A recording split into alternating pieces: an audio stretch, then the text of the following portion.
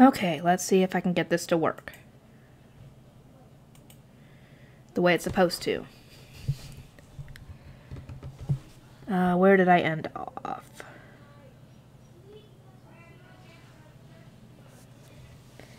Out of every heat attack I had ever experienced, it took longer to push the heat back this time than any time before. I was so exhausted after the heat pulled back that I couldn't even speak, or stand for that matter. I collapsed into the ground, held upright only by Lutz, who was holding me up with his hands still clasped around mine. What? The fever's gone. The heck is going on? Hey, mine, are you alright?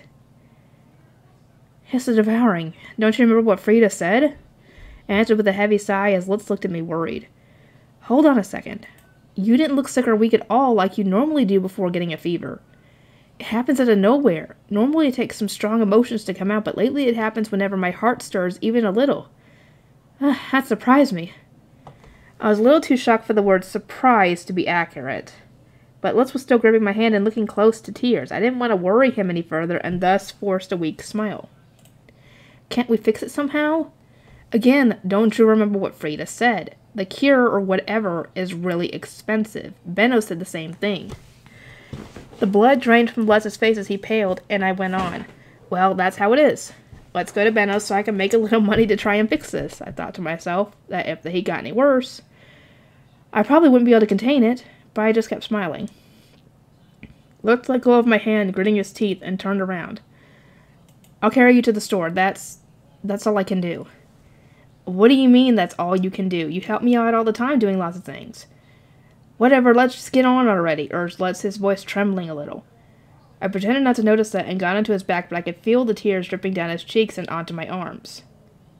I genuinely felt bad. In my Urano days, I had been so focused on books I didn't have any friends that would have cried for me like this. And despite having read so many books, I didn't know what to say to him. You're just too nice, Lutz. You stay with me no matter how much of a useless waste of space I am. You accepted me even though you know I'm not the real mine. You don't need to feel guilty no matter what. Even if the devouring kills me, it comes out of nowhere and nobody can stop it. And I'm not going to let it beat me yet. I still haven't made a book. I heard Lutz sniff, but he didn't answer. We arrived at the store just as Mark, looking worried, and Benno, looking frustrated, were leaving. It seemed that the guard had gone inside to get them after seeing me on Lutz's back. Good grief. Benno let out a sigh as he walked up to me, then immediately hefted me up and literally tossed me in Mark's direction. What? Oh, thankfully Mark caught me, but still. What was Benno thinking tossing around such an exhausted sick person like that? Before I could complain, Lutz looked up from the ground for the first time since we started walking here. Lutz, come with me to my room. Just Lutz. And before Lutz could say anything either, Benno jittered his jaw in the direction of the store, brows furrowed. His momentum having gone to ground to a halt, Lutz vanished into the store with Benno. He turned back to look at me once out of worry. His face was a mess of tears and snot. Lutz. Lutz will be fine. More importantly, did you come here to discuss something? It's cold outside. Let's walk inside. Mark, still carrying me, walked into the store and prepared warm tea for me. I warmed my hands and body with it while discussing the sale of the hairpins we just finished. Oh, Lutz, did you finish talking with Benno? Look, they bought the hairpins we made. I was worried while waiting for Lutz to come out, but when he did, he looked calmer than before despite his puffy eyes. He smiled a little after seeing the money I was holding out to him. Whoa, that's a lot of money. I think we'll be fine for 2 or 3 days with just this much. Just 2 or 3? Lutz had calmed down enough to chat casually. I sighed in relief. I don't know what Benno said to him, but I would have expected nothing less from the master of diplomacy. Speak of the devil, Benno followed Lutz out and shrugged like nothing had happened at all. Now is not the time to be chatting. If you're done here, hurry on home and sleep. Mine. Lutz told me you're not feeling well. Benno gestured us away, then remembered something and added on to what he had said. Mark, go with them. Bit dangerous for kids like that to be carrying that much money around. Understood, sir. He had paid us in all middle coppers to make it easier for us to pay Mom and Thule. 33 coins would clink and clang quite a lot while we walked. Just holding a few in our hand wasn't a problem, but the sound of clanking money would make we pre-baptism kids stand out a lot. The risk of being mugged was far too high. It was best to just entrust Mark with the money and leave it at that. Mark exchanged a glance with Benno, then picked me up along with the bag of money. I can walk on my own, Mr. Mark. I would be more quick to believe you if Lutz had not carried you here. Please be a good girl, and for the sake of everyone's mental health, allow me to carry you. In other words, you're sick, so shut up. I had no argument. With my head hanging, I stopped flailing my arms and legs. On the way back, I talked to Mark about what we were doing with our winter handiwork and did my best to explain it in a way that Lutz would finally understand as well. This could be considered part of his apprentice training. There were 3 things Lutz would have to do to ensure getting his family's help went smoothly. 1, he would need to record on a board how many pins each of them carved. 2, he needed to hide that board somewhere safe to prevent anyone from messing with it. 3, since Lutz was getting 4 middle coppers as a handling fee per pin, he needed to add those 4 together on the calculator to keep the total in mind. Lutz said he didn't feel great about fussing over money when his family was involved, but Mark assured him that learning to do business with one's family was an essential part of the path toward becoming a proper merchant. Okay, here we go. Mine collapses. I don't know if this is the... This can't be the part where she collapses and ends up having to get that magic bracelet. No, I think that's next tip. That's the next... No, that's this. It's gotta be this. Because after that, we find out about the bracelet, and then they work towards the baptism. I knocked on Lutz's door. Hi, Mrs. Carla, is Lutz there? Since Lutz said that his family wouldn't help him, I decided to come to visit and help him out a little bit. My, hello, Mine. Lutz, Mine's here. Before Lutz could react to his mother's call, his older brothers were already crowded around the door, eyes shining eagerly. What's up? Got a new recipe? We'll help you. What's step 1? Sorry to disappoint. I was just visiting to convince them to help Lutz with his winter handiwork. I'm not here for cooking. I'm just bringing Lutz his pay. His pay? Uh-huh. Lutz is helping me with my winter handiwork, and this is his pay. I pushed through the wall of brothers and stood in front of Lutz. I then slowly placed 1 middle copper after another onto his palm in full view of his brothers. You made 5 pins, so you get 5 middle coppers. 1, 2, 3, 4, 5. All there. I could tell that his brothers all had their eyes locked on the clinking coins in Lutz's hand. I even heard one of them gulp. Hey, Mine, by helping with your handiwork, are you talking about, like, the pointy wood sticks Lutz was making earlier? Hook, line, and sinker, I thought while smiling at Ralph. Uh-huh. I'm making hair ornaments, and he's making the pin part of them for me. 1 middle copper per pin. He's getting a whole middle copper for those? Shouted Zasha, his eyes going wide and then locking onto Lutz's palm. Sieg shook his head in disbelief, then looked me square in the eyes. Mine, it doesn't have to be Lutz helping you, right? Can I help too? I could imagine that Sieg was speaking for all of his brothers in that moment. They were each looking at me with grim determination. Still smiling, I nodded at them. Of course, anyone can help, but they all have to be the same size and smooth enough to not get stuck on hair, so lazy work won't cut it. The moment the brothers heard that, they all started to brag about their carving skills. Mine, I'm way better at working with wood than Lutz. I do it at work every day, you know. Hey, I'm better than Lutz too, and I'm more experienced than any of y'all, remember? Let's listen to his brother's brag of pure shock in his eyes. Hold on. Didn't all 3 of you say you'd never help me with something as boring as making pins? Didn't you all blow me off and tell me to do it on my own? Actually, I remember you all calling the pins... Imagine he was calling them stupid. And they covered his mouth. Zasha clamped his hand over Lutz's mouth and glared at him. You didn't tell us nothing about the pay. You were going to try to keep it all for yourself, weren't you? I could guess that Lutz had actually told them about the pay, but they had either ignored him or thought he was making it up. It felt bad seeing him surrounded, so I went ahead and gave him a helping hand. So you 3 will make them instead? 5 each, please. I won't be able to keep up if you make more than that, so don't try to make too many. I'll come for them in 3 days. Is that enough time? I know you all have jobs, so... Let's just...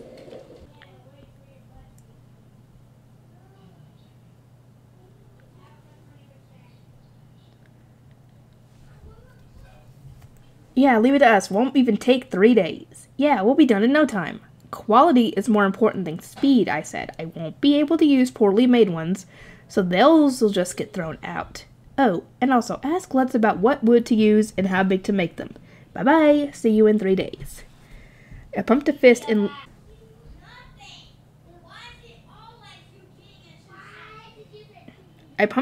Lutz's direction, silently wishing him good luck. Everything was ready for him now. His brothers should be ready and willing to do his handiwork. I had done all I could. It was up to him to follow up and make sure things went smoothly. Good luck, Lutz. Think like a merchant. 3 days passed after Lutz's older brothers promised to make the pins for the hair ornaments. I spent those 3 days inside sewing small flowers. The devouring heat within me was getting more active, stirring inside my body and making me feel bad enough that I didn't really want to go outside. I would be hit with fevers in the middle of the night and left exhausted until morning, leaving me unwilling to move. To be honest, I was in constant fear of being attacked by the devouring heat and collapsing at any moment. Amid all that, I finished 2 ornaments while stuck inside. I ultimately just made 3 out of the 20 that Benna wanted, and Mom and Thule made the rest. The difference in our speed was stunning. The 2 of them at some point began to compete for speed while sewing the flowers. Thule sped up, and by the 3rd day they had collectively sewn 12 sets. They were now in the middle of finishing the last 2. Mom, Thule, I'm going to Lutz's for a bit. They've made the pin parts for our hair ornaments, so I need to pay them too. Be safe, the 2 of them replied in unison, both so focused on sewing flowers that they didn't even look up. I put 15 metal coppers in a pouch and left home. I climbed down the stairs, left the building, cut through the plaza by the well, and started climbing the stairs of the building almost directly across from mine. Lutz lived on the 6th floor, but they were renting 2 floors worth of space, so his place was larger than mine. There were a ton of stairs inside, but they were wide enough that even with 4 boys it didn't feel cramped. Though, according to Lutz, there was a lot of tools lying around and they had rented the extra space specifically to have makeshift workshops at home, so there wasn't actually a ton of living space. I knocked on the door and said my name. Soon the door creaked open and Carla poked her head out. "Hi, Mrs. Carla, I'm here to buy the pins. Are Lutz's older brothers here?" "You bet. They've been waiting for you since morning," said Carla with a smile, before her face clouded over a little as she lowered her voice. "Now mind, is Lutz really trying to become a merchant? He's being so stubborn about it that everyone's all tense at home. But no matter what, he won't give up on it, which is ridiculous. A silly dream isn't worth fighting with their family over. Don't you think so?" I had heard from Lutz that his relationship with his family wasn't great, but it was even worse than I'd expected. I was worried for him, but he probably wouldn't give in to the pressure. But he had resolved to become a merchant, even if it meant becoming a live-in apprentice. "I don't know what to tell you, Mrs. Carla. Lutz's future is up to him. An outsider like me butting into a family's problems would just make things worse, so I just shrugged it off." Carla's mouth bent into a frown, signaling that she had expected ready agreement from me. "Goodness gracious, daughters always listen to their parents, but boys will be boys. I'm getting real tired of it." "And you have 4 boys too, that must be rough." I kept to myself that I had no intention of living my life according to my parents' wishes, either. As long as Carla kept complaining, her children would hide inside the house to avoid getting wrapped into listening to her like they probably had to all the time already. If I wanted to get inside, I'd have to smile and nod until she was satisfied. Unlike my mom, who was quite fine spending ages talking with other mothers by the snowy well, I had no interest in standing inside a cold doorway just to talk. I wonder if there's any way I can make my boys realize how much I struggle for that. Not too long ago, I was... Oh no, I feel like she's going to keep going for a while. Just as I started to debate leaving and coming back later, Lutz called out from within. "Hey, Mom, mine came to buy the pins, didn't she? We're in kind of a hurry because the snow's about to fall. Also, she gets sick easily. Let her inside already." "Ah, good point. Come on in." "Thank you." Lutz and I exchanged glances. I said, "I owe you my life," and sorry my mom likes to talk a lot, before shrugging. I had broken through the gatekeeper and successfully entered Lutz's house. As expected, it was warmer than the outside. "Lutz, are your older brothers finished? Have you practiced your math?" "Yeah." "Mine? Are you teaching Lutz math?" said Carla in a sharp tone, having been listening in on us from behind. I ignored the clear displeasure in her voice and smiled. "Uh-huh, I'm doing math work to help out at the gate, so..." "Right, you help your father's job. Sure wish Lutz would help his father, too." Women of this world generally help their parents work, married a man introduced to them by their parents, and then help their husbands work. If this was a farming town in the country, they would help with farm work, marry a farmer, then become a farmer themselves. In other words, as the daughter of a soldier, it was expected that in the future I'd work a small job while primarily supporting my soldier husband. Soldiers had such unstable work hours that being married to one was quite difficult, and having a soldier relative was a big qualifier for becoming a soldier's wife. Carla likely interpreted me working at the gate with my father as me preparing for my future in various ways. Unfortunately for her, I was charging right toward a job as a merchant apprentice, and had absolutely no intention of becoming a soldier's wife. Inside, I saw Lutz's brothers holding their pins and waiting eagerly. I walked up to them, and immediately they all thrust their carved pins in my direction. "Look, mine, all done." "Wasn't nothing for us. Pretty sure these are all perfect." "Whoa, whoa, whoa. Line up, oldest first." Having all the pointy pins jabbing toward my eyes was honestly scary. I waved my hands in front of my face to avoid them. The 3 of them quickly lined up in order of age, and I paid them while checking each pin individually. None of them had slacked at all. I reflexively smiled as I saw the smooth, well-carved pins. Yep, these pins are all better than the one Lutz made. I expected nothing less from pros. My sister and mom are better than me at sewing too, which brings me to my main point. Do you 3 want to make these same pins as your winter handiwork? It'll take until spring before I can pay you, but they'll be worth the same amount. Yeah, leave it to us. The 3 of them agreed with broad grins. Now Lutz could focus entirely on his studying. Lutz, did you do the math? How much was it? 6,000 lions or 6 big coppers, right? Lutz's older brothers had made 15 pins. Each had a handling fee of 4 middle coppers, which totaled 6 large coppers. The handling fee alone was worth a lot. That's right. Keep studying math just like that and you'll be fine. I'll take these pins home and finish the hairpins today so we can go to the store tomorrow, okay? Sounds good. By the time I got home with the pins, Mom and Tuli had finished their last set of flowers.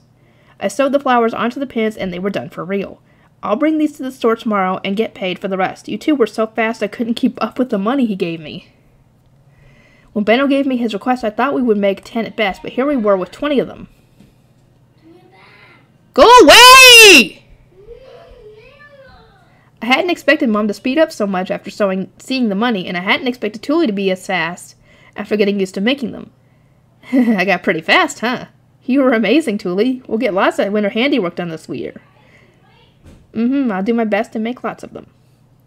I could only applaud as Tuli took another firm step forward on her journey toward being a sewing beauty. Her path was one I could not follow, but it was the one I could respect. That little boy needs to be patient. The next day, I took the finished hair ornaments to Benno's store with Lutz. We walked along the stone road, and Lutz broke the silence. Hey, Vine, do you know how about anything else we could sell? Lutz? Benno told me that curing the devouring costs a lot of money. I'm thinking the paper will sell a lot once spring comes, but maybe having more stuff to sell will be smart? If you can think of anything, I'll definitely make it, no matter what. I could tell that he was sincerely worried about me, so I decided to try and think of new products to sell in hopes of curing my devouring. Out of everything we've sold so far, luxury products for the rich were worth the most. Rich people could naturally spend more money on household goods than poor people. The hair ornaments, for example, increased significantly in value when better designed, and made using more expensive thread. Paper, too, was more valuable when made with tromba wood, which made that the best way to make a lot of money would be made of products that the richer classes wanted. But I'm not sure what the rich people here want. Rinsham, hairpins, and even paper were all extremely common things in my old life. The world you came from must have been a wild place. Oh, God. Lutz knew that I was from another world and seemed more interested than weirded out by my past memories, so when it was just us, I didn't go out of my way to not talk about Japan. I was so nostalgic for home that I only ever said positive things about it, so Lutz's impression of Japan was probably biased toward it being some kind of paradise. And to be fair, it was a paradise to me, given how it was filled with libraries and books. I would still like to return there if given the chance.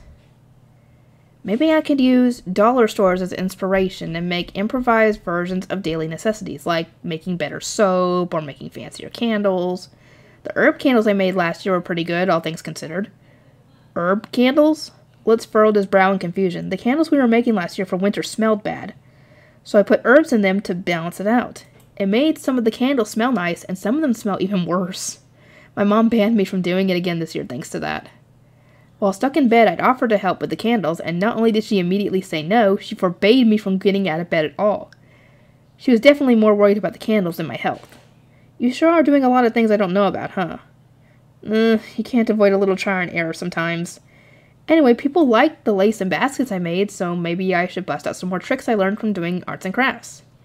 I can't make bead accessories without beads. Art made out of pressed paper probably wouldn't sell, and I can't make toll paintings without paint, so... Yeah, I don't understand a word of what you're saying. Did you think of anything or what? In order to follow up on any of my ideas, I would need to start with making tools just like I did with paper. The thought of that alone killed my motivation. I just couldn't bring myself to care about things that didn't have a directly positive impact on my life. Let's say I just realized something really bad. The biggest problem with thinking of new products to sell is that I can't get fired up about making tools for things that aren't important to me personally. Get fired up? Do you want to die? We're talking about your life here, roared Lutz. Don't worry, I can still get fired up over things that are important to me, so how about we sell books next? Hold up, you're the one that said that books won't sell since nobody but you cares that much about them.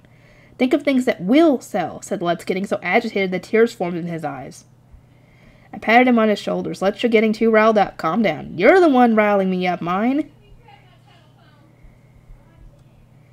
That's true. Sorry, I said, consoling my friend, when suddenly someone clamped their hands around my head from behind. Huh? Just what do you two think you're doing? Having a comedy show for laughs? You want people to laugh at you, huh? I snapped back to reality after hearing Benno's familiar voice and looking around, seeing that indeed people were looking at us and laughing. Blushing red in embarrassment, I glared at Benno purely to vent my frustration. And why are you here, Mr. Benno? On my way back from checking out my workshops. What about you two? We are bringing you the finished hairpins to sell. All right, let's go then. Benno, impatient as he was, hefted me up and began briskly walking forward. I could see over Benno's shoulder that Lutz was jogging to catch up. He didn't set me down once we entered the store. He carried me all the way to his office before setting me down at the usual table. I climbed onto the chair to sit and took the hairpins out of my tote bag, lining them up on the table one by one. These, plus the past ones, add up to 20 hairpins. Please check to make sure. Alright, that's what I needed. My clients are in a big hurry since the baptism ceremony is next Earth Day. Nobody in my family was participating in the baptism ceremony, so I let most of that go in one ear and out the other. But then I realized he had said a word I didn't know. What's Earth Day? I've never heard of that before. Huh? What do you mean, what's Earth Day? Earth Day is Earth Day, right? Lutz looked at Benno helplessly, unable to explain on his own. Benno sighed and explained for me. Water Day, Sprout Day, Fire Day, Leaf Day, Wind Day, Fruit Day, and Earth Day alternate on a cycle, yeah? You're acting like I know this, but I don't. I've never heard any of these words before. I guess I can just think of them as days of the week. In spring, snow melts into water that gives life to sprouting plants. In summer, the sun burns like fire and plants grow leaves. In autumn, the cool wind chills fruit as it grows. In winter, the life and earth of our land sleeps. That's why Earth Day is considered a day of rest and stores are closed on it. In other words, Earth Day is this planet's equivalent of Sunday. I figured that such a day existed since Mom regularly had a day off each week. But our home had no calendar and nobody had ever said the days of the week, so I had never had the opportunity to learn them. Okay, the days of the week do have names. That's a relief. According to Benno, the baptism ceremony was held on the first seasonal day after a new season started. Spring's seasonal day was Water Day, summer's was Fire Day, and winter's was Earth Day. Lutz nodded over and over, impressed. Wow, so that's what the names meant. I knew them, but I didn't know all that. This world lacked anything like a weekly garbage day, so all I had to remember was that workers had a day off each week. I managed to go this long without learning all that since it was never directly relevant to me. When making plans with adults, they always spoke in relative terms for convenience, which made me question whether the names of the days were in common use. The way Benno phrased things made it sound like they had something to do with the religion here. If I was going to learn more at my baptism anyway, I didn't need to push the subject.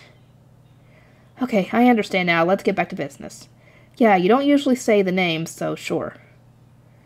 I sold the hair ornaments to Benno and put the middle coppers I've been paying Thule and Mom with into a pouch, which I then put in my tote bag. Everything else I sent to my savings by tapping my guild card against Benno's. Thank you again. With that done, I went ahead and started to leave so as not to disturb Benno's work, but before I could, he grabbed my arm firmly. Did you think of any new products? I heard you talking about that on the road. I didn't know when he had started eavesdropping on us, but I could tell from the anticipation in his eyes that he had pushed Lutz in the direction during their little talk. Well, I can't get too mad about that. It's true that I need the money. Over the past few days, the devouring heat within me had been getting so much more active that merely containing it took most of my time and energy. To be honest, at this rate, it was hard to imagine that my body would last long enough for me to save up money. Nothing would come from my voicing my pessimism, however, so I just shrugged and rolled with Benno's subterfuge. What do you think would sell well, Mr. Benno? I think that to make the most profit, we should entice the richer classes with unusual items or squeeze them dry with expensive perishable goods. You're not wrong, Benno nodded with a grin. A product sold for its rarity will lose value once everyone has one, but perishable goods have to be bought constantly and will keep making money forever, hence the all-in-one shampoo. Thinking about it that way, Rensham sure will make a lot of money, won't it? Probably. Benno had complete rights over the Rensham, so he just kept smiling confidently. He had finished making high-quality Rensham and was just about to start selling it. I can imagine that something like that would make a lot of money for a long time. Most of the things I can think of are beauty products, I guess. We girls just love to obsess over beauty. Makeup was expensive, but regardless, there were a lot of women who wouldn't hesitate to drop whatever money they had in the hopes of looking a little prettier. I had no doubt that nobles and the wealthy in particular would gladly fork over cash if the products were effective.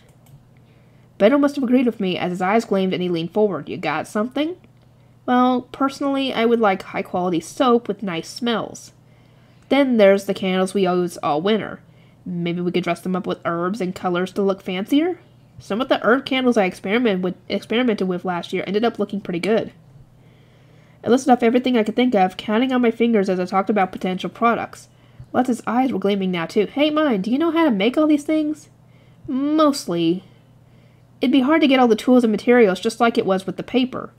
And we'll need to do some trial and error first to iron out the problems, but it should be fine. Alright, let's do it. Benno pointed a finger at me and grinned. I could tell from his expression that he was calculating profit in his head. I muttered, "Don't count your chickens before they hatch," to myself and rubbed my temples.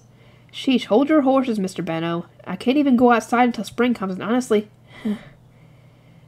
honestly, will I even last until spring? Isn't my devouring getting pretty bad?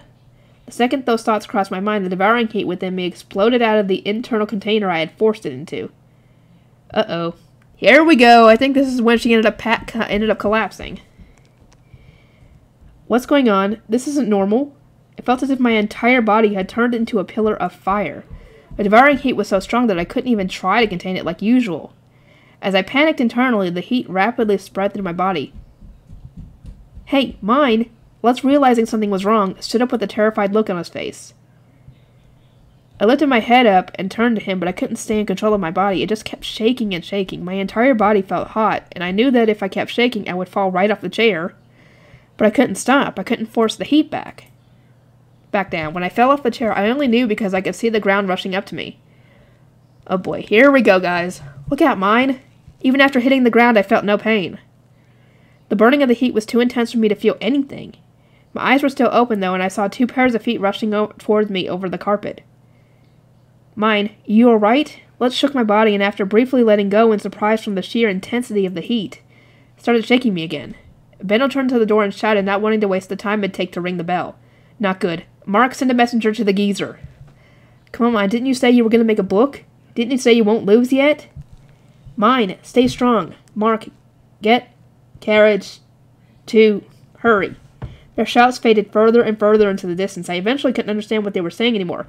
I imagine this is where her eyes kind of turned rainbowy too, though it's not explicitly said. And then my consciousness flickered out. Of course, here we go.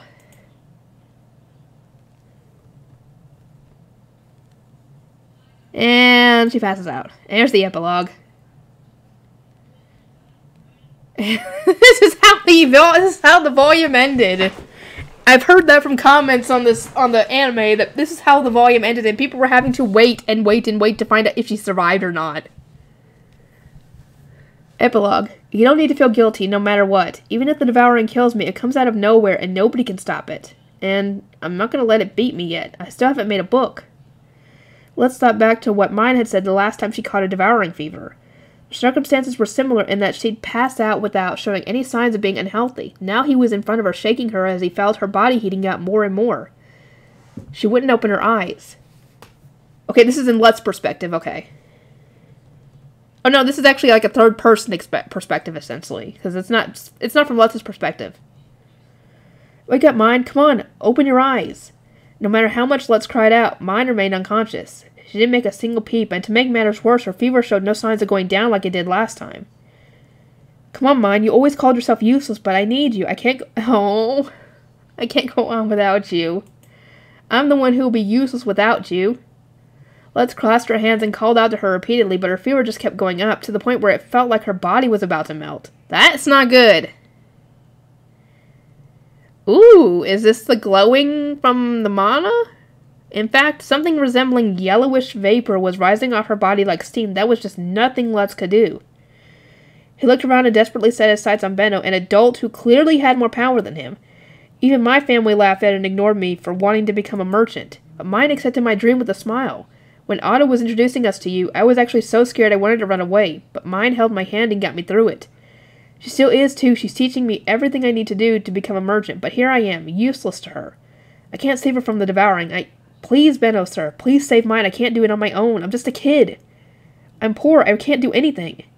I can't. Benno shot down Lutz's desperate request with a calm, quiet voice. Why not? You're an adult. You have lots of money. You sell to nobles. Lutz did everything he could in hopes of getting a different answer. Benno looked down at Lutz and scrunched his face up bitterly. He gritted his teeth with frustration and shook his head. My store is growing, but it's only recently that nobles have started giving me business. I don't have any significant connections. I'm still just another commoner for them to rip off and underpay. The thing is, I'm just as powerless as you are. Not even you can save her? Lutz had never expected that. It took him a moment to believe that Benno, the owner of a large store that did business with nobles, was powerless to save mine. If he couldn't do it, who could? The old geezer? Just as Lutz was about to lose hope, he remembered that he knew someone who had cured their devouring, but Frida said she cured hers. The guildmaster can save mine. I already finished negotiating with him. Benno let out a sigh and scratched his head. He put on a dry smile and shrugged. He told me he could give her a little more time for the right price. Apparently, he still has some crappy old magic tools he fished out from a financially collapsing noble family to save his granddaughter in the process. He'll sell her that tool, which will probably break after a single use, for 2 small golds. Golds? Lutz had been excited over the small silvers he earned from selling paper, considering it enough to make him rich, but Benno needed small golds to save mine? The price was so above his head that he felt dizzy, but that tool will only give her about half a year time. 1 year at best. Paying once won't be enough. She'll be back in this situation before long, especially since she's so small. It turns out the devouring symptoms get worse as a person grows, so as she gets older, they'll get even worse. You think I can afford to give that much money to a single apprentice? I can't. Benno wasn't wrong. It would be absurd to expect him to pay that much, but giving up on that meant giving up on mine's life. There's not much I can do. I'm buying mine's weirdo knowledge to make as much money as possible with her. I arranged buying the magic tool from the geezer. That's all I can do. So, Lutz, what can you do? Benno glared at Lutz with his sharp, predatory eyes, and Lutz glared back at him. If Benno couldn't do much of anything with all his age, power, intellect, and money, what could he expect Lutz to do? I can't do anything. I'm a kid. I don't have power, smarts, money, nothing. If there's something I can do, tell me. I'll do anything for mine. And don't let mine worry about you. Don't be a burden to her. Benno replied immediately, and Lutz gasped. That was exactly what he had been doing. Benno's expression softened just a little as he saw Lutz tear up with frustration, but his eyes remained sharp as he spoke. Again, listen, Lutz, this girl's not as young as she looks. At the very least, she's mature enough to smile and take care of herself when she's suffering herself. Don't let her fool you. Don't take advantage of her help. Memories of mine weakly smiling after the devouring heat went away last time, despite her ragged exhaustion, flashed through Lutz's mind. He remembered how relieved he had felt after seeing that smile.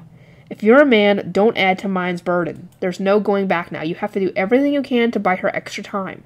You said you would make anything she thought up? Then do it. Make each crazy product she thinks up. If you've got the time to pry, work instead. Think instead. Make money, yelled Benno in a firm voice, causing Lutz to jerk his head up, eyes full of purpose. Finally got a good expression on your face. Benno started to grin as just as Mark rushed into the room. Sir, the guildmaster has responded. He said to bring her to him immediately. I have prepared a carriage. Let's go, Lutz. Benno hefted up mine's limp, feverish body and raced to the carriage. Mark had prepared. Lutz ran behind him and jumped inside too. Go as fast as you can. What could he do? Would he be capable of saving mine? The carriage shook as if reflecting the unstable state of Lutz's heart as it raced up the main road towards the guildmaster's house. Ooh, Karina's married life. Oh, this is gonna be good. Are you kidding me? I still have 27 pages left. Really? Welcome home, Lady Karina. After meeting with Baron Blonde's daughter and discussing what outfit she would like to wear for the upcoming Starbind ceremony, I returned to the store and found Mark waiting for me. I have indeed returned, Mark. Did something happen while I was gone? Mine and Lutz arrived to sell the hairpins we spoke of. Shall I give a full report once you settled in? Although my older brother Benno was managing the Gilberta company, I was the true future heir of the store, and thus received regular reports on its business through Mark. Would you be a dear and bring the hairpins with you? I left it at that and went to my home on the 3rd floor before changing clothes. I then headed to the room I still had on the second floor, which was my brother's home. My old room had become my office now that I was married and lived on the third floor of Otto. Please excuse me, Karina. Here are the hairpins we purchased. The account for all the orders we received from various young ladies who have their baptism ceremony this winter or spring. I immediately took a close look at the hairpins Mark had brought up. They were made of small flowers diligently sewn from thin thread of various colors. Each hairpin looked like a splendid bouquet of flowers, and I knew that there were many girls born in spring or summer who would die to have one. As though throughout the winter and at the beginning of spring it was hard to acquire flowers for decoration. They are made from different colors, such that a customer can pick their favorite and potentially choose one that matches their hair. Additionally, at mine's fervent request to make them as cheap as possible, Benno settled on selling them for 3 large copper each. It seemed that mine, as a low-born child of a poor family, wanted the hairpins to be priced so that even her neighbors could afford one. I was quite impressed that my brother agreed to sell them for such a low price. To think that a girl as young as mine would have such a firm will and influence. Were the hairpins she sold to the Guildmaster earlier quite like these? No, it would be fair to say that they were completely different products. The thread was of the highest quality possible, and the flowers were much larger. Mine had sold the special hairpins she made for the Guildmaster's granddaughter right after showing them to Benno, robbing me of the opportunity to see them. What a terrible shame. Still, though, how in the world did mine divine how to sew these? I had seen the daughters of nobles wear real flowers frozen in time through magic, but never flowers sewn from thread like these. Those who lived in the southern part of the city were generally poor, and only on rare occasions dressed up at all. I found it extremely odd that mine would know how to sew these, despite being born and raised in such an environment. Mark heard my murmur and shrugged with a small smile. Neither I nor Benno know that. It seems, however, that he has chosen not to think about the origin of mine's products and where her knowledge comes from. He would rather use his time and effort to maximize profit than to seek answers to fruitless questions. In other words, as long as he profited, it didn't matter. I smiled at my brother's bold decision, then let out a sigh. I don't believe I can do the same, I'm afraid. It was beyond me to trust, fund, support, and embrace as an apprentice a poor young girl solely to produce paper made from plants, a product entirely unrelated to the Gilberta Company clothing line. The Gilberta Company began when a woman made clothes in her workshop and her husband began selling them, which is why I was the heir of the store. But I knew for sure that the store would grow larger and faster with my brother at the helm. Mark smiled at my weak confession and shook his head. I am always surprised by Benno's instincts and decisive nature, but I do not believe your instincts are anything to scoff at. You think so? A bolder decision was never made than your choice to marry Otto, said Mark, which made me remember the time Otto first courted me. I couldn't help but break out in a smile. To this day, I consider that one of my bolder choices. I met Otto for the first time 6 months before I reached adulthood, a quite busy period of time in my life. The details varied by guild, but generally one had to complete certain tasks to be recognized as the head of a workshop. Such was the case for my guild, the Tailors Guild. Their tasks were to receive over 5 orders for clothes within a single year, and on top of that, to have a member of the nobility as a customer. These tasks could not be completed by a minor. However, Benno had promised to entrust me with our late mother's workshop if I was to complete them. Thus, even in childhood, I strove with desperation to master my craft in hopes of becoming the head of the workshop my mother left behind. At third bell today, Mr. Otto will come for a visit. At breakfast, Mark was listing out our plans for today. My brother ate breakfast while listening to him in what had become a familiar morning sight for our family. What store does this Otto own? I don't believe I'm familiar with that name. Otto's not from the city. He's a traveling merchant. Still pretty young, just reaching adulthood not too long ago, but he's got an eye for products and takes after his parents. Though it sounds like he's going to be quitting and settling down. Otto's parents had finally saved enough money to buy citizenship in a city near Frobtag and start a stable store. He could buy his own citizenship for half price there since his parents lived there. He had saved up plenty of money himself and planned to follow their example. As he would likely never visit Ehrenfest again, he visited the store the other day to do business one last time and say his farewells. But Benno had been absent. He was returning today to give a proper farewell. I would like to meet a traveling merchant myself. I can only imagine what tales of the road he would have to offer. You can bring tea and say hello, but be mindful that Otto's a busy man. I had never left the city before, so I found myself interested in one who had. Out of curiosity, I decided to bring tea and visit him. Third bell rang. Otto arrived soon after, and upon being informed of this by Mark, I took a tray of tea to Benno's office on the first floor. I'd like to buy a store in Ehrenfest and settle down here, but just buying my citizenship will take all I have. Wouldn't be able to buy a store afterward. Yeah, everything is expensive here in Ehrenfest since the local lord lives here. Citizenship, investing in opening a store, registering with the Merchants Guild, yeah, that'll take a lot of money.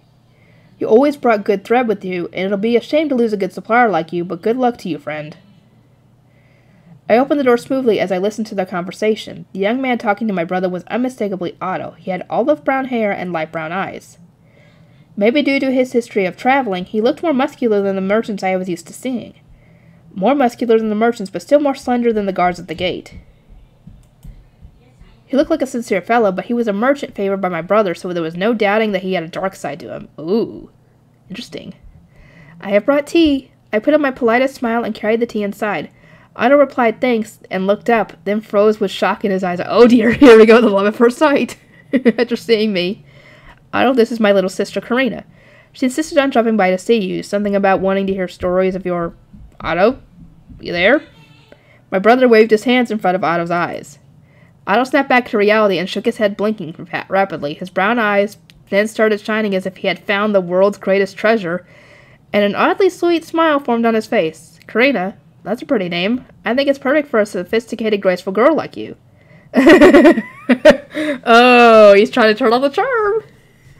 Thank you very much. He was a strange man. It wasn't rare for men to compliment me on our first meeting, but his complete change in attitude from moments prior felt a little uncomfortable. His eyes were almost feverish, and I didn't quite like it. Oh.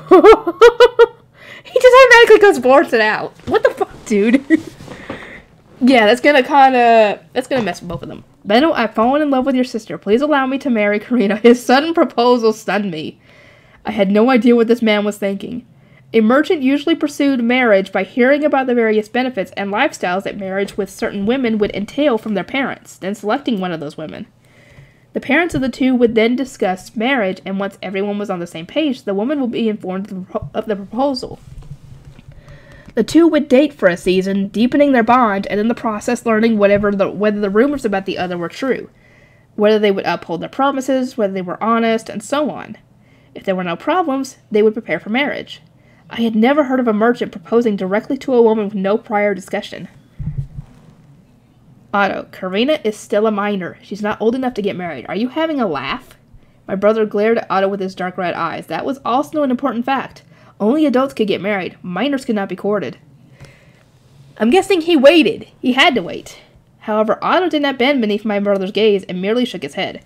No, I'm completely serious. I won't be coming back to the city, so now is my only time to court her. I'll be fine with just an engagement. I'll come get her as soon as she's old enough. Otto's eyes were deadly serious, leaving no doubt that he was being absolutely sincere. If he waited to do this until he had returned to his parents' home and set up his new shop, there was the chance that I would reach adulthood and be courted by other men. He hoped to establish an engagement before then. No, Karina isn't leaving Ehrenfest. But why? My brother frowned bitterly. It wasn't known to the public, but the Gilberta company belonged to the female side of the family. Benno was managing it now since our parents had passed away and I was underage, but I was still its heir. But even if I wasn't, I was in the middle of working to become a workshop head here. I had no intention of leaving my store behind to live in another city. Forgive my rudeness, good Otto, but my work is in Ehrenfest, and I plan to own a workshop here. I seek a marriage partner that lives in this city and will not interfere with my work. No way.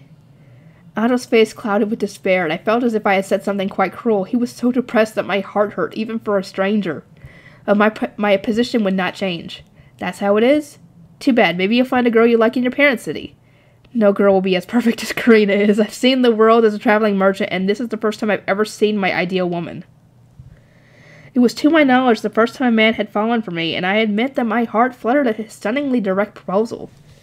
But I shook my head and turned him down. I appreciate your words, but I cannot marry you. I understand. Otto slumped his shoulders and left. Once the door shut behind him, Benno and I looked at each other at the same time.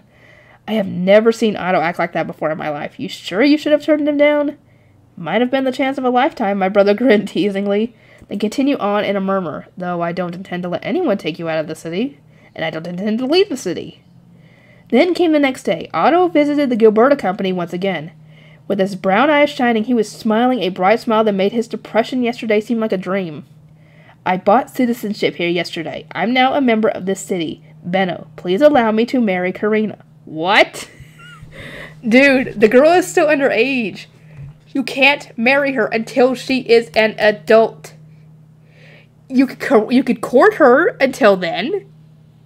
But until then, you can't technically marry her yet. Huh? Both Benno and I froze at his unexpected declaration. Aaronfest citizenship was exorbitantly expensive. It wasn't something you bought on a whim. Benno's eyes, which had been shut tight in frustration, shot open, and he abandoned the polite smile he wore for business partners. You bought citizenship here? Didn't you say you were going to use that money to buy citizenship in your parents' city and open a shop there? Do you not think before you act, fool? I'm fine being a fool. What's the point of citizenship and a store there if I'm not married to Karina? If you ask me which one's more important, I won't even hesitate to answer. Unbelievable. That guy's got a dedication right there. That's admirable even if it is foolish. Considering my family, my employees, and my standing in the Merchants Guild, it would be unthinkable for me to marry a traveling merchant. Citizenship or not, marriage was out of the question. Otto, you aiming to steal my store? No. If Karina can't leave the city, then I have no choice but to live here myself. That's all there is to it. Hate to break it to you, but my store's not going to hire a traveling merchant. How are you going to support yourself now that you spent all your money on citizenship? You think I'm going to hire you, or are you just going to try to live off Karina? What future did a former traveling merchant have in a city where he had nothing to his name but citizenship? Without an introduction from an associate, he would have nowhere to work. Marriage would be the least of his worries. I'll be back.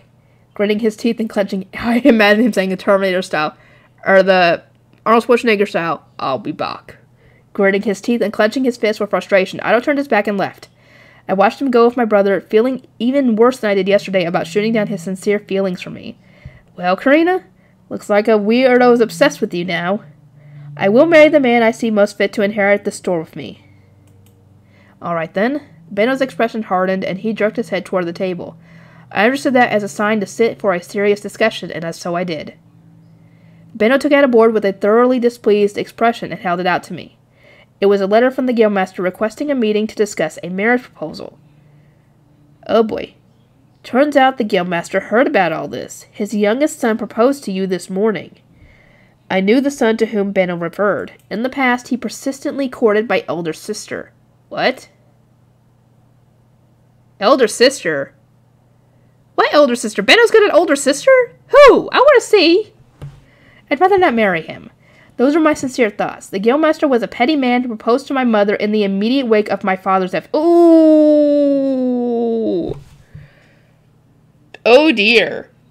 Yeah, now I see why those two have history. I see that now. And upon being refused, began harassing us in small but infuriating ways. To make matters worse, when my Benno's lover died, he proposed a marriage with one of his own daughters. Oh, that's even... Oh, I get it now. Now I see why him and the Guildmaster don't get along. That guy's a jerk! Yes, the guy helps mine out with the devouring thing and all that, but yeah, that's not nice. That's not cool. Not cool at all. Now I see why Benno doesn't get along with him. My brother refused, furious of course, and the Guildmaster proceeded to propose a marriage between his son and my elder sister. As one might expect from the prior events, she was quite firm in turning him down. Where is that older sister? I want to see his older sister. You can avoid marrying the Guildmaster's son by marrying someone else, but you'll have a hard time finding any merchant that'll risk getting on the Guildmaster's bad side over this. But you already knew all this. My older sister would not budge on her refusal to marry the Guildmaster's son, and ultimately had no choice but to wed in... Oh, that's why. That's why. That's why we haven't seen her, because she's in another city. And maybe we'll see her in the future season when they go to other cities. But I was the heir of a store. I could not leave the town. If no one would propose to me for fear of the Guildmaster's wrath, then I truly would be forced to marry his son. The next day came, and I was depressed for obvious reasons. Eventually, Otto came visiting again with an unrepentant smile and enthusiastic waving. He was not wearing his merchant's clothes from the day before, and instead was dressed in the uniform of the city guard. I asked an associate of mine for a work introduction and joined the city guard gate watch. Now will you believe that I'm after Karina and not the store? Please permit me to marry her. He had found a job in a mere day. Lucky. Naturally, Benno could only look at Otto with a stunned exasperation. Otto, how would you even pay for the marriage at this point?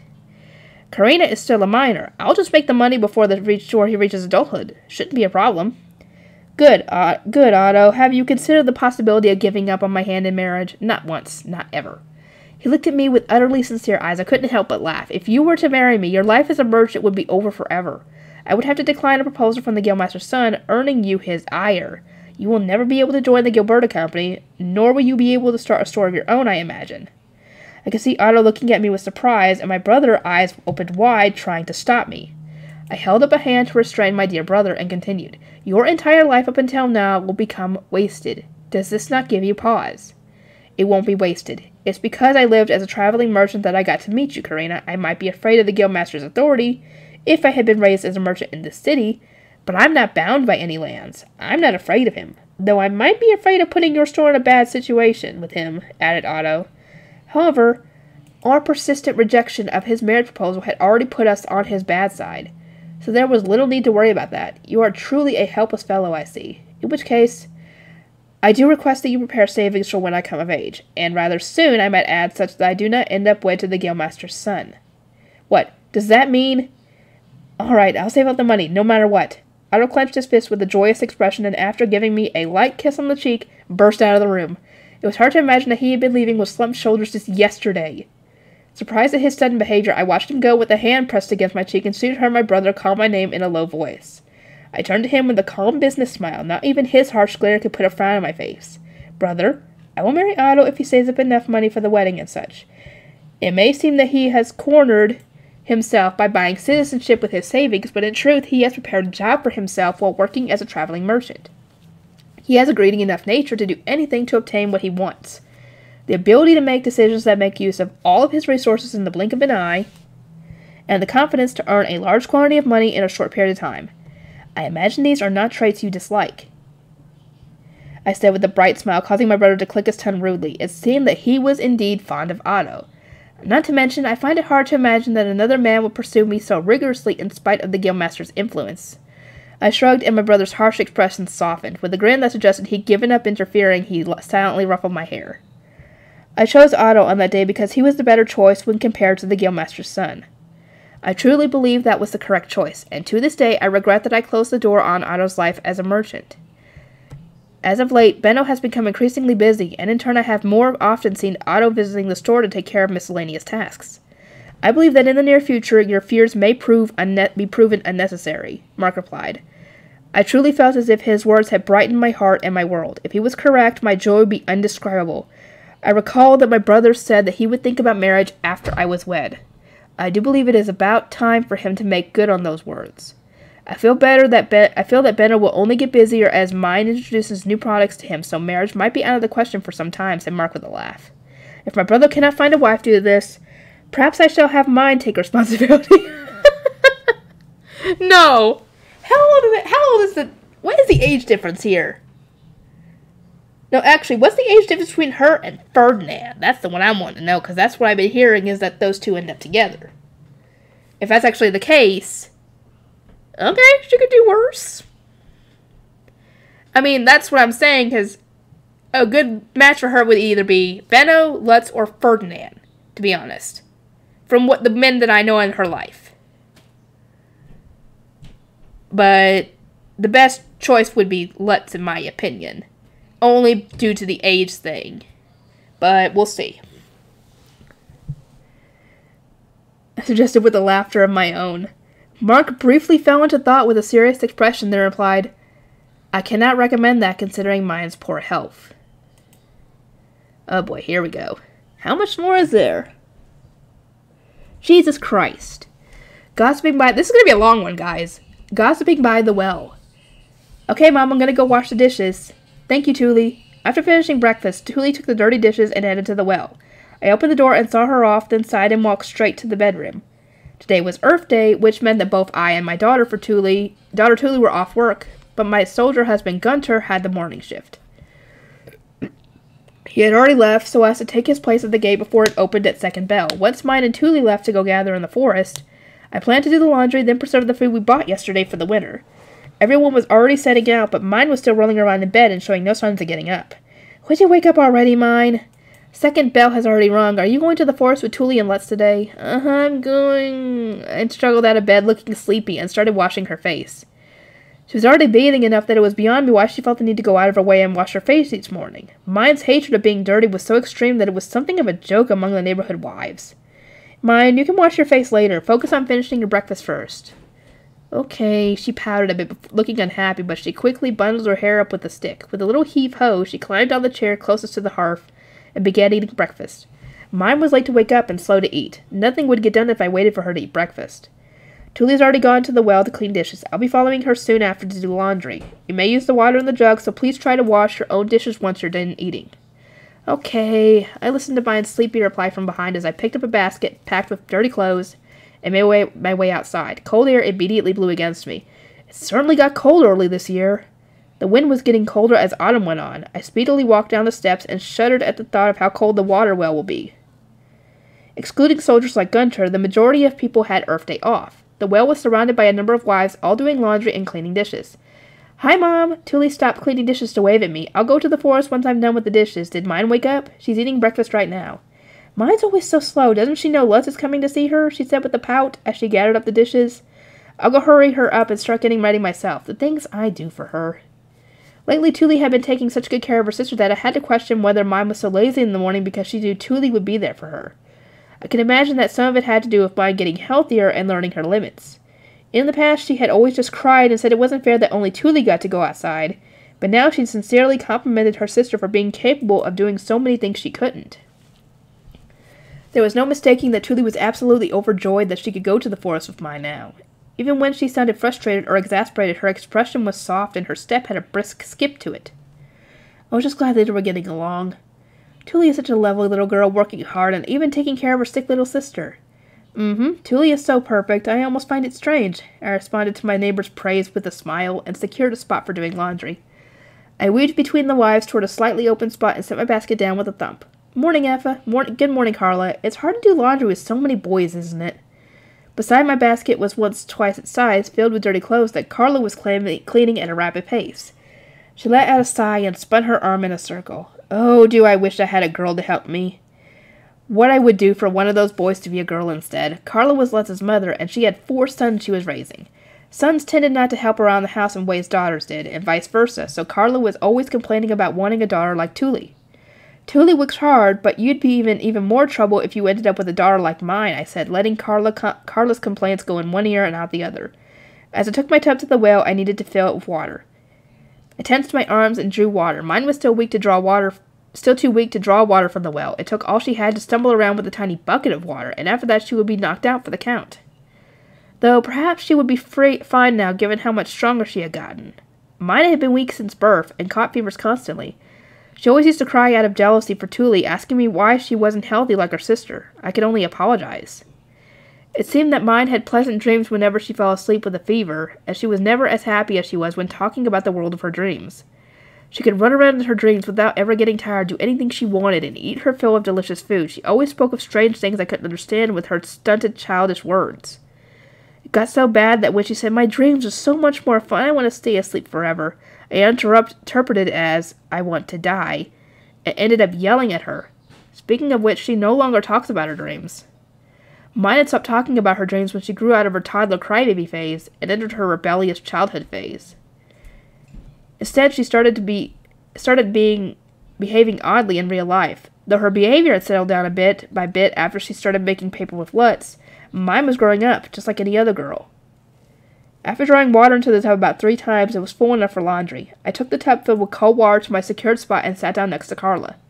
Once I got my soap and started cleaning, it was time for our usual gossiping by the well. Mine's going to the forest today, isn't she?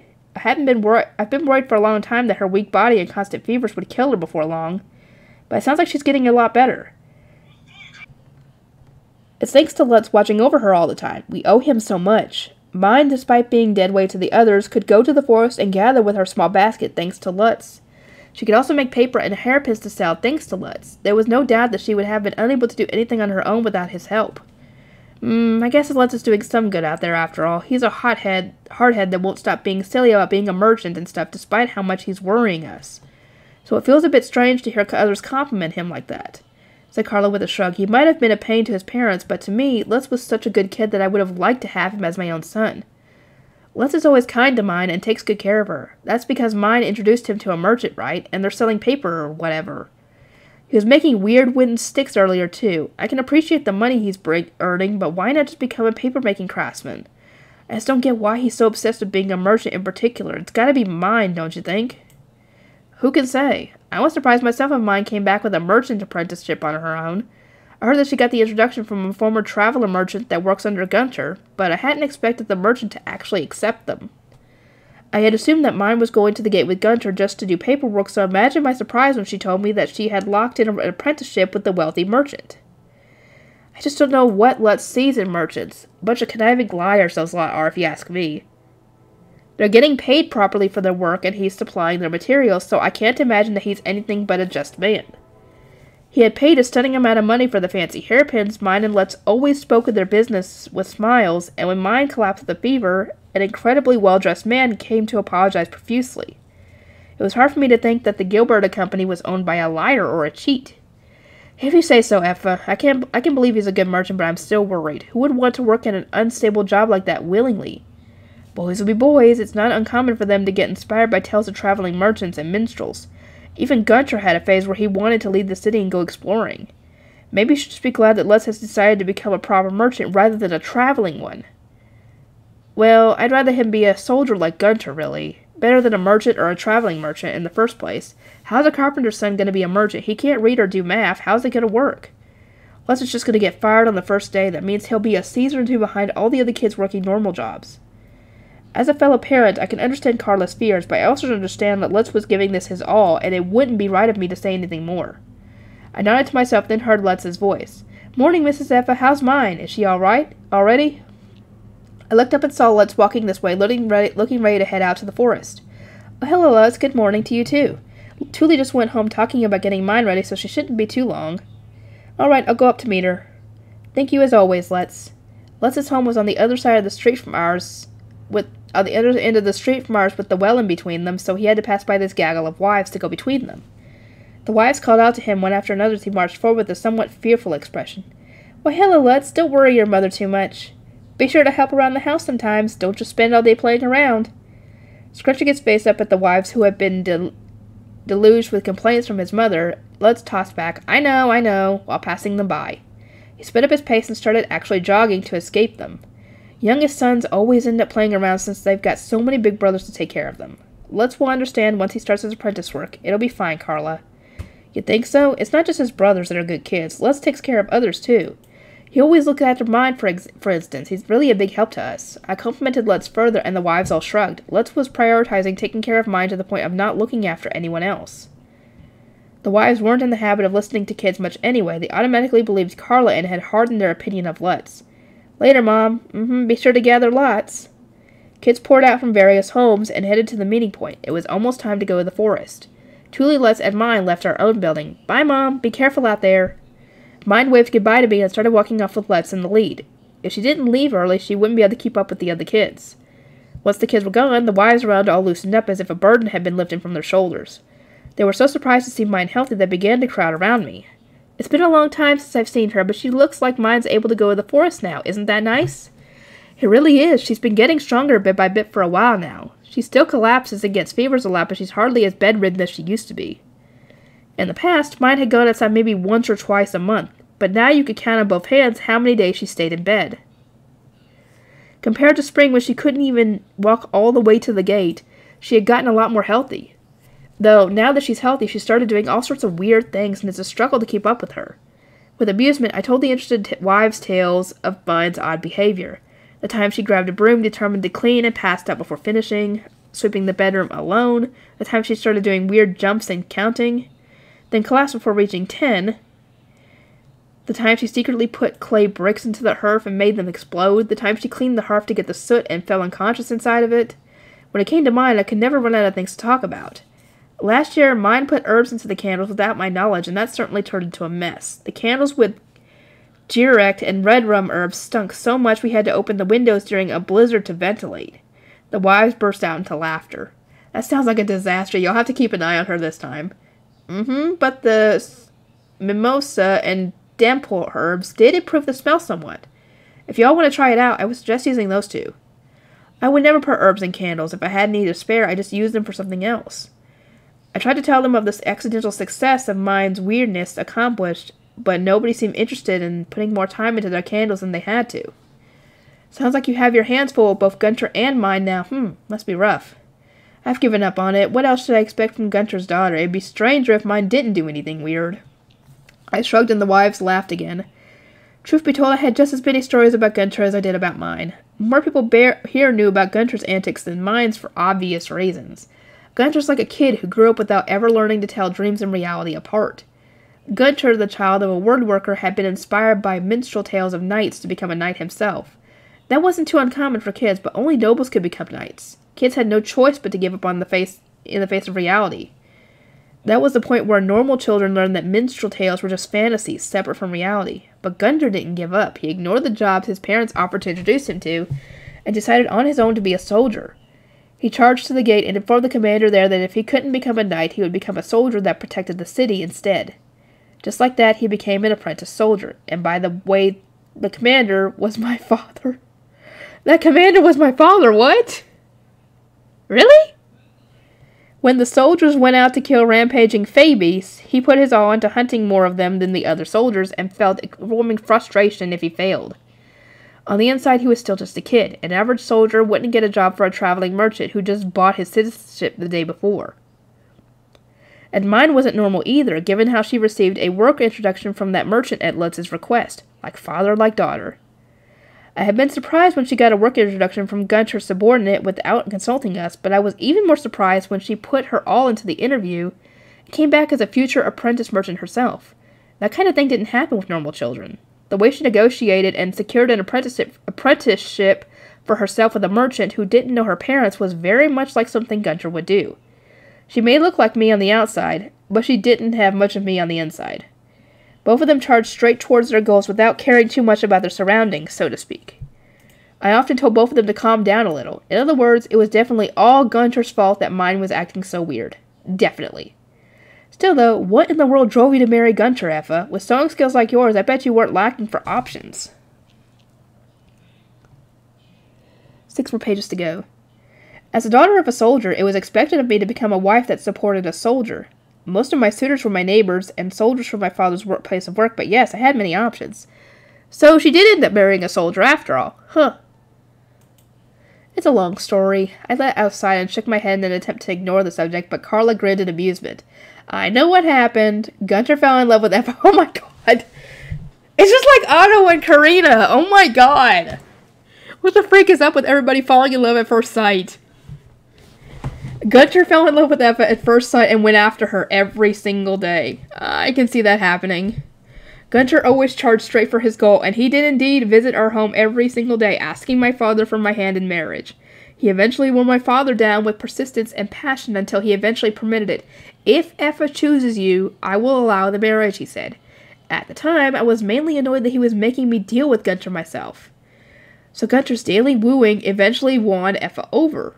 Makes sense to me. Gunter just never gives up. The wives roared with laughter and began discussing what Gunter had probably said to me, listing off lines like, "You would hear from a minstrel stories." I shrugged as I heard the wives rattle off pickup line after pickup line. Which one's right, Effa? Carla looked at me, holding a hand over her mouth as she laughed. Goodness, enough of this already. I puffed up my cheeks a little in frustration at everyone's teasing and raced to finish my laundry, throwing the clothes back into the basket. Oh, trying to run away? Don't even think about it. It's not every day a topic this fun pops up.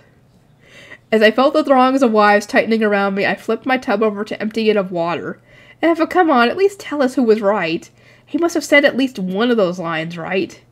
I tossed my basket and soap into the tub and lifted it with me as I stood. You're all right. I remember hearing all of those lines from him. I left it at that and dashed right for my building while hearing the wives roaring with laughter behind me. So embarrassing. But nobody had said the line that truly won me over so they could laugh as much as they wanted. I returned home and dried my laundry. First Tuli's clothes, then mine's aprons, then Gunter's work clothes. I spread them out to dry and remembered what Gunter had said to me. Inspired by tales of knights and minstrel stories as he was, he had mimicked a knight when courting me. He got on one knee before me and held up a magic stone he had obtained after slaying a Fabiest. Oh, cool! I became a soldier because I genuinely want to protect this city and my family. You didn't laugh at that effort, and I love you for it. I want you by my side. Oh! The fact that made my heart thump and fall for him, perhaps making me as much of a dreamer as he is. That is sweet.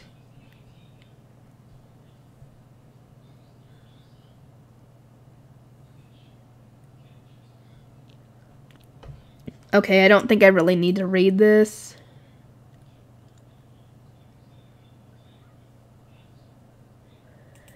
Okay, I think that's essentially it. Dang, I wonder how long that was. Good lord. Anyway, I'll get to work on editing it down, getting all the interruptions out, and I will see you guys in Volume 3, Part 1.